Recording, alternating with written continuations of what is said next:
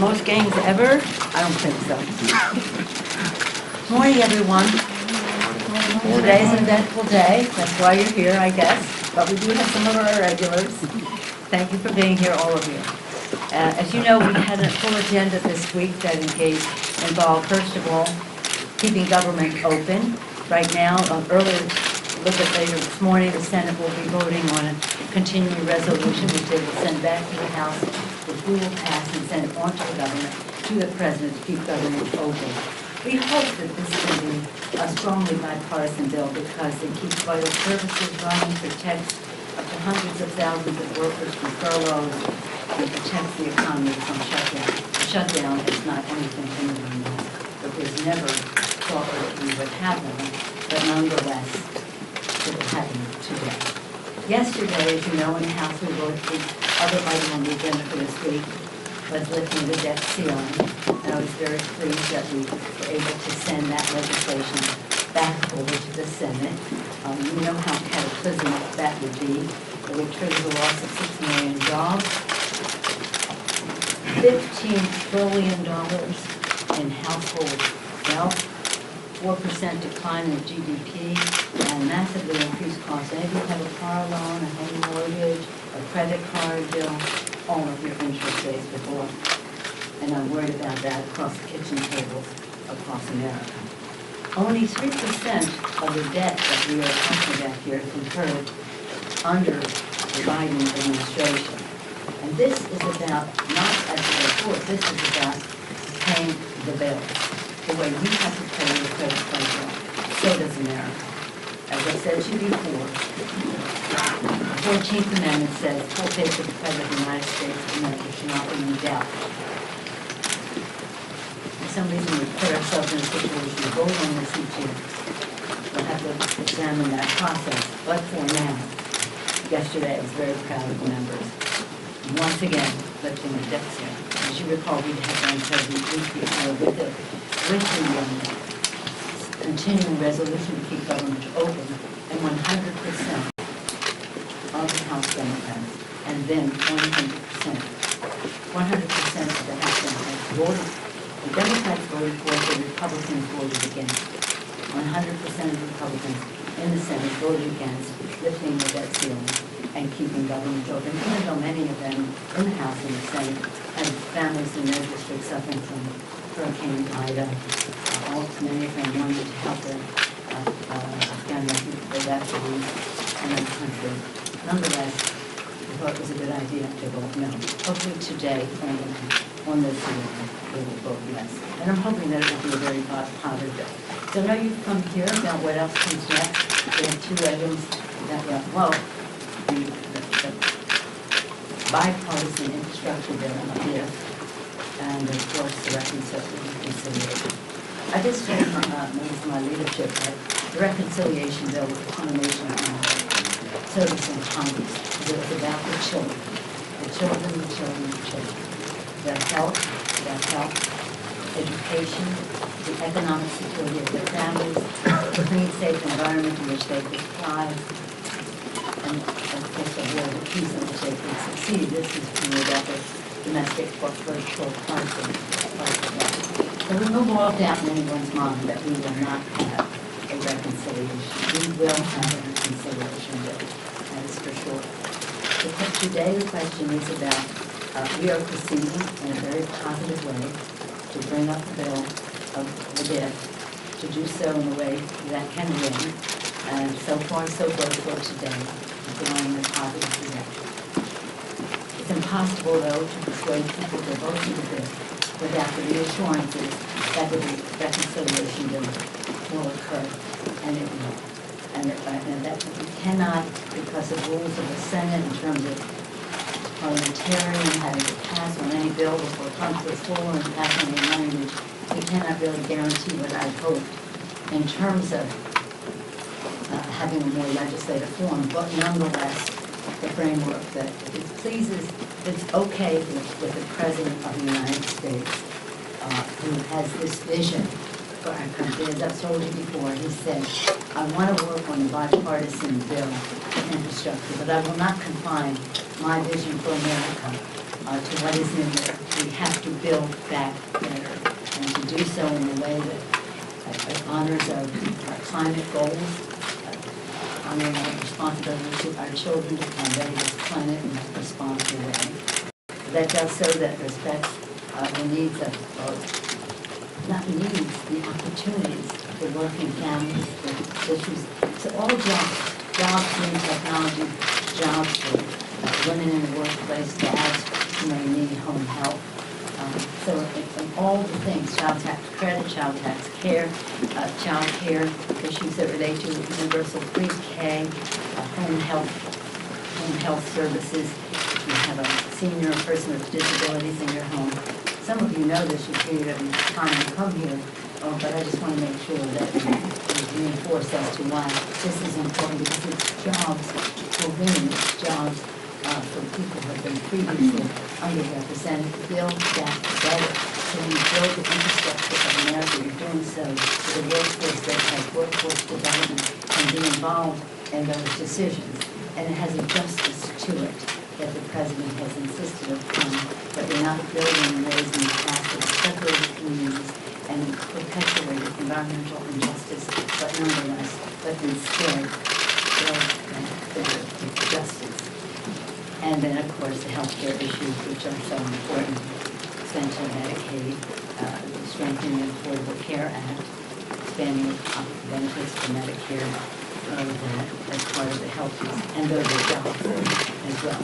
So, again, I think we're in a good place right now. We're making progress. I can't stay here too long because I have to deal with step by step with this, but I'm only envisioning taking it. Madam Speaker, I don't have to tell you, you've got a Senate problem on your hands. Joe Manchin said last night that the reconciliation bill is the definition of fiscal insanity. He talked about vengeful taxes. Does that sound like someone who's open to further negotiation? And how do you get something pre-conference how do you move forward with that on the other side of the Democratic Party? Well, we're talking about substance. We're not talking about rhetoric, and we're not even talking about dollars. We're talking about what is important in the legislation.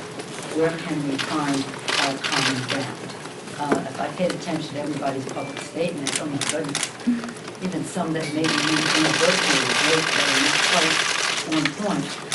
But he said some other things after that said I'm for reconciliation. And did you see that? Is he saying something privately then to you or to the president that gives you more hope that that can move forward? I'm going to talk to you about my conversations with Joe Manchin and give you promise not to tell anyone. I'll absolutely keep it to myself. You've had a conversation? I think that Joe Manchin is a great member of Congress. We're friends, Italian Americans, Catholic. We have shared values. I have enormous respect for him. I had one of the joys of my service in Congress was to work with him to make sure we had the health benefits and pension benefits for our minds. Not that I think that is anything but, well, no one wants about that. But I do believe in the workers, their needs and the rest, and we did that at the end of last year, working together. So we have our common ground. Just to clarify your intentions on this vote today, are you planning on delaying this vote if you do not have enough votes to pass this on the floor? I do not plan on not doing anything. I plan on moving forward in a positive direction. Because I have to think that this is the path we're on. It's not a fork in the road and a view. It's a path that we're on. And right now, as I said, we had a great morning, lots of conversations as we come to the end. Let me just tell you about negotiating the end, and you never have to do it. You cannot tolerate. You cannot concede. This is the fun part. Was it the September 27th date? Was that a problem negotiating that September 27th date? Was that a mistake to agree to that with the moderate members? Well, it's important to note that in the reason we could agree to that is because in the bill is all of the authorization for highway programs and the rest of it. So our best interest is served by passing this bill.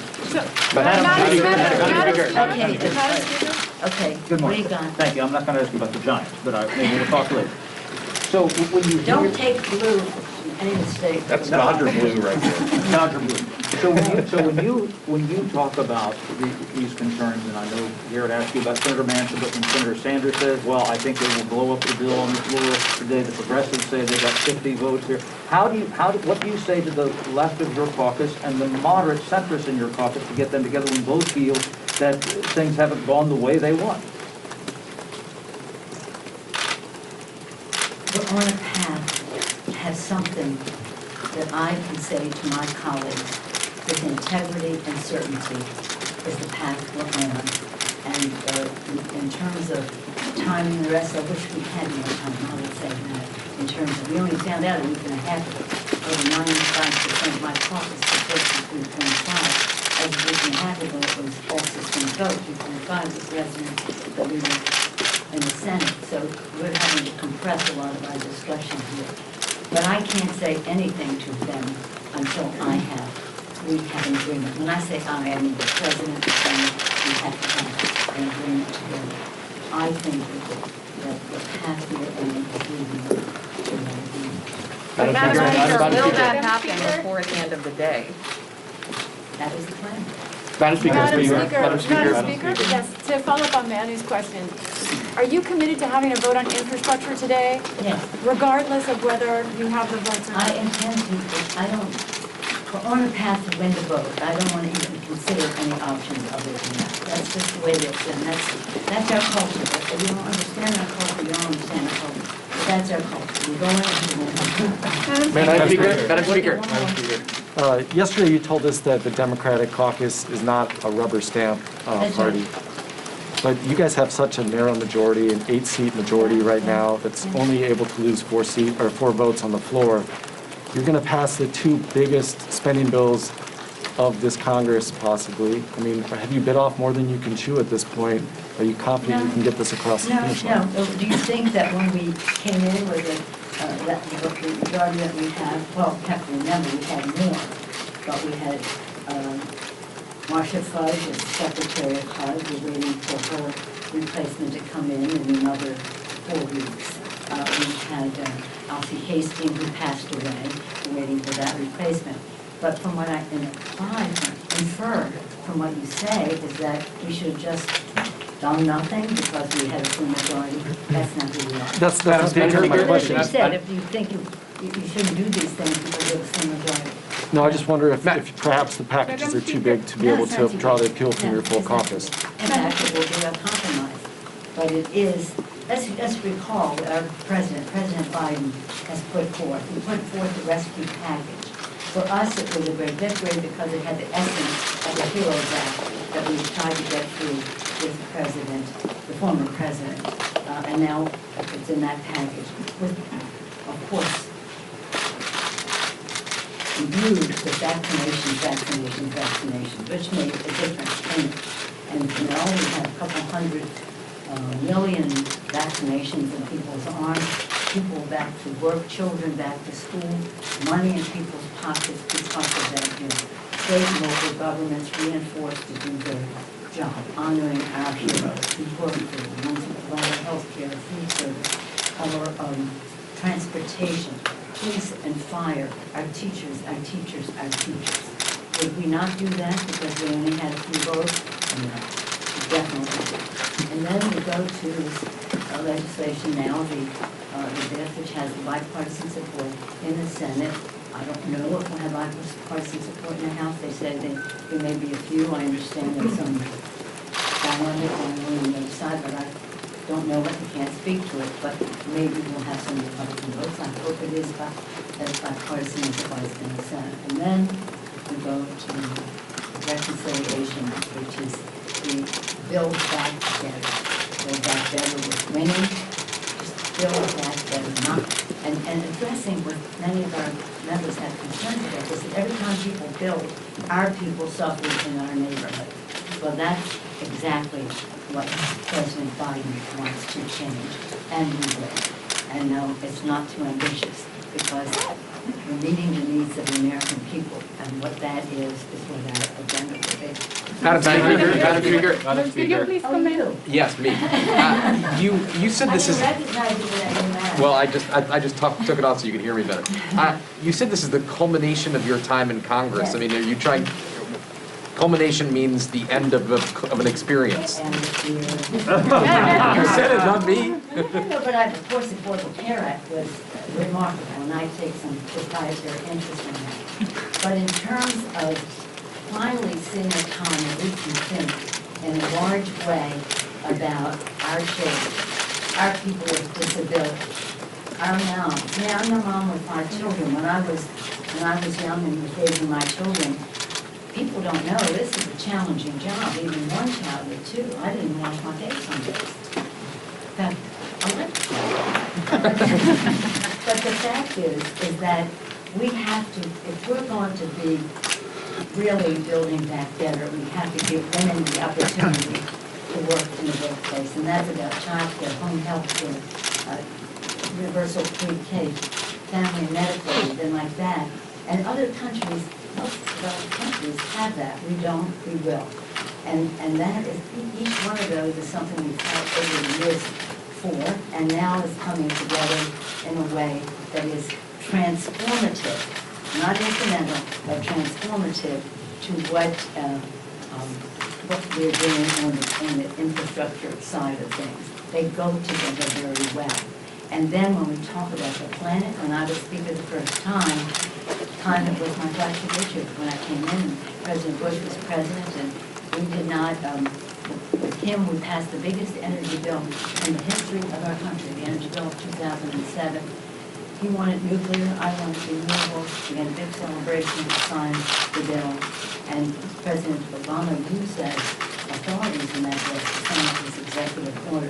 So that we take it to this place now, in this legislation is about jobs. We give those 3 jobs preeminent in the world in green technologies, addressing health issues of clean air, clean water for our children, the issues of, as I said to you before, about national security globally, where migrations occur because of drought and famine and natural disasters, so people are competing for habitat and resources, and of course our moral responsibility for our children. So it has so many, so they have that. And then healthcare, as I said, the Affordable Care Act. I take great pride and courage of the House Democrats and Senate for passing that legislation, and we will strengthen it in this bill. And part of the Affordable Care Act was the expansion of Medicaid, which we will have in this bill. So this is, it's so much, and that's why I said that, yeah. Madam Speaker, we're taking questions in the second row. Madam Speaker. Thank you all very much. Speaker. It's going to be an eventful day, perhaps I'll see you along the way. Hi. Madam Speaker. Madam Speaker, we just one Madam question. Speaker, I have a question about the government funding and the debt ceiling. Will you keep the House in next week? About your meeting with the president of Angola, To the Democratic Party. Will you please comment with us your meeting with the president of Angola? You could ever do that.